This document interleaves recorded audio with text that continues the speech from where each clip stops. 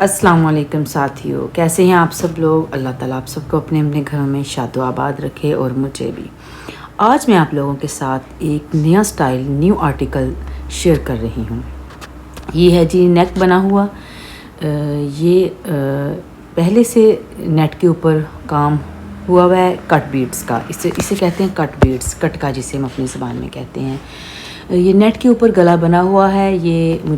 मैं मार्केट में गई चीज़ें लेने तो मुझे ये वहाँ पे नज़र आया और मुझे बड़ा अच्छा लगा, तो मैंने सोचा मैं क्यों ना अपने चैनल पे ये चीज़ शेयर करूँ ताकि जो मेरे व्यूवर्स हैं उनको भी थोड़ी सी आसानी हो कि ये चीज़ें बनी बनाई मार्केट में मिल रही हैं। तो इसलिए मैंने सोचा मैं भी आप लोगों के साथ शेयर करती हूँ। तो सीधा सीधा सा आसान सा इंतहाई आसान सा काम है, बड़ा दिलचस्प भी है, बनाने में बहुत अच्छा लगता है, बड़ा मज़ा आता है। जो लोग ज़्यादा नहीं एक्सपर्ट इस काम में, कट बीड्स वगैरह के, मोतियों के काम में या कोरे वगैरह का काम नहीं जानते, वो भी आसानी से ये काम कर सकते हैं। सीधा सीधा सा आपने नेक लिया, नेट के ऊपर जो बना हुआ है वो लिया आपने। हो सकता है आपके पास जो शर्ट हो वो पहले से स्टिच हुई हुई हो, गला हो बना हुआ, आप उसके ऊपर सीधा सीधा कॉर्नर पे रखें, गोल गला बनाएं।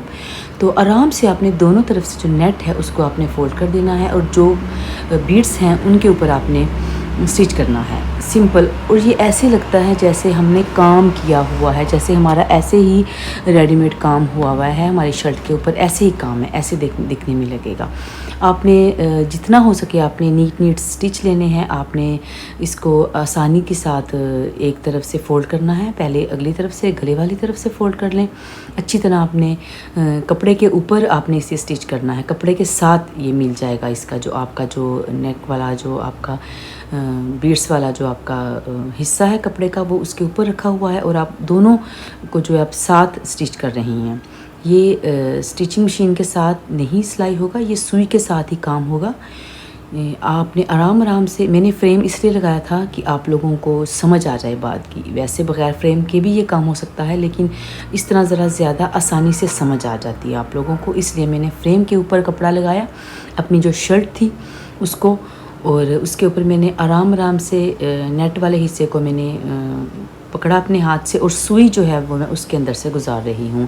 मेरे पास जो सुई है वो बहुत बारीक है, वो कट बीड्स के अंदर से भी आसानी से गुजर सकती है। लिहाजा जहाँ पर कट बीड्स आ जाता है, कट का मोती या स्मॉल जो छोटे वाले मोती हैं वो आ जाते हैं, तो मैं उनके अंदर से भी सुई गुजार देती हूँ। इस तरह बिल्कुल भी पता नहीं चलता। और आपने ये ध्यान रखना है कि जो धागा है वो आपके सुई में जो आपने जिस कलर का धागा डालना है वो कलर जो है वो आपके काम के साथ मैच करता हो, धागे का जो कलर है, ताकि बिल्कुल ऐसा लगे, ऐसा ही महसूस हो देखने वाले को कि ये काम आपने किया है, ना कि अलग से धागा लगाएं आप, अलग से कोई कलर यूज़ करें, तो वो फिर आपकी जो सारी नीटनेस है, जो आपकी सारी खूबसूरती है, उसको वो सत्यानाश कर देगा।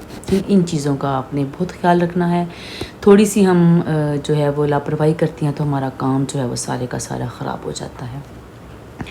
आप ये रेशमी शर्ट पे भी बना सकती हैं, ज़्यादा रेशमी पे ही अच्छा लगेगा क्योंकि ये फैंसी ड्रेस में आ जाएगा ये, क्योंकि कट बीड्स जो होते हैं ये हम ज़्यादा नहीं धो सकते, ये ख़राब हो जाते हैं। अगर आप लॉन की या कॉटन वगैरह की शर्ट पे ये लगाएंगी खूबसूरत तो लगेगा, लेकिन वो फिर आपका जब आप उसे वॉश करेंगी तो वो कट बीड्स जो होते हैं ये धागा जो नलकी का होता है इसको काट देते हैं। समझ आई आपको बात। ये ज़्यादा हम इसका नहीं काम कर सकते, हम इसे फैंसी ड्रेस के तौर पर ही इस्तेमाल कर सकते हैं। फैंसी ही हम इसे जो ड्रेस बनाएंगे वो कभी कभी इस्तेमाल होते हैं और वो ज़्यादा वॉश भी नहीं होते। इसलिए आप जब भी कटके का इस्तेमाल करें, कट बीड्स का जब भी आप इस्तेमाल करें, ये चीज़ आप अपने जहन में रखें कि इस ड्रेस को आपने ज़्यादा वॉश नहीं करना, क्योंकि कट इसके कॉर्नर पे कट होता है और वो धागा जो होता है वो काट देता है ये।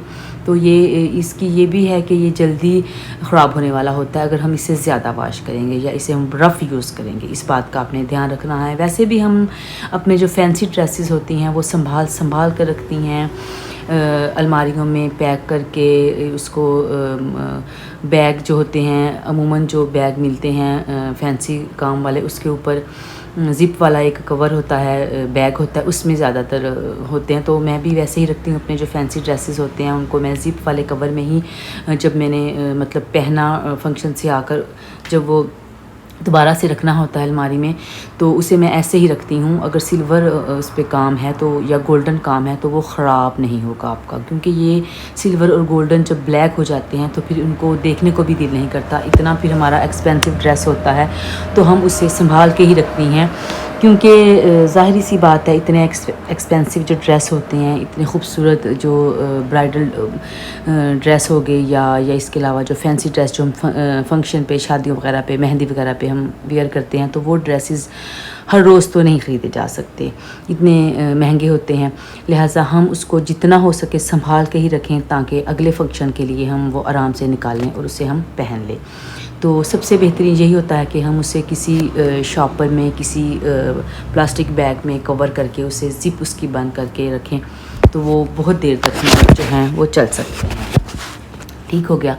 तो अब मैं आप लोगों के सामने जो अपना काम कर रही हूँ, मुझे उम्मीद है आप लोगों को आसानी से समझ आ रही होगी। अगर किसी को नहीं समझ आ रही तो वो कमेंट्स कर सकती हैं, मुझसे पूछ सकती हैं।